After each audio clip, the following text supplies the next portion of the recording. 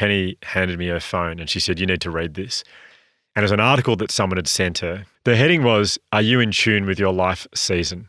It got me thinking about my life chapters and how I've always been a little bit guilty of not totally embracing them and leaning into them instead of wishing I was at a different chapter in my life. I think about early 20s, Hugh. I had so much free time. In fact, I look back at, I at one point in my 20s, I had 7 contact hours a week at uni. But I remember envying their 9 to 5 jobs and thinking, that's the goal, got to get that. I kind of tried to hurry myself to that. I just wanted to be at that. I thought that's what I need to be at. Then I think about my late 20s, early 30s, Hugh. All my mates from school, my age, they're all married and they had kids or they're having kids. And I spent a lot of my time thinking, that should be me. I wish I had a partner and I wish I had kids and I should be going to the park with my kids, all that kind of stuff.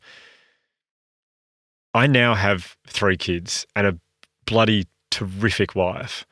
I'm living that chapter that I was longing for in my early 30s. And yet I'm now fantasizing about our place in Fitzroy. We went to the pub all the time. Like I think, what I want to give to be doing that. Like that was just such a great time.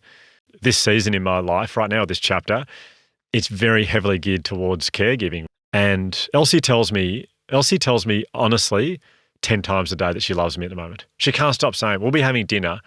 The 5 of us are sitting there and she'll just look at me and not to anyone else, very quietly, she'll just go, I love you.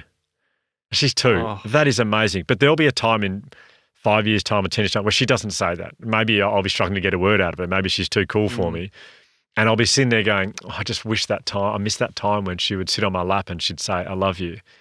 Now I can't get her to say, whatever it is. And it's just made me realise that we got to stop comparing us. Instagram makes it hard, especially at the moment when everyone I know is in Europe, but we got to stop comparing ourselves to other people's seasons. We got to embrace our seasons, lean into them more and see them for what they are. They will pass, they'll be gone. And at some point we'll look back and we'll miss them.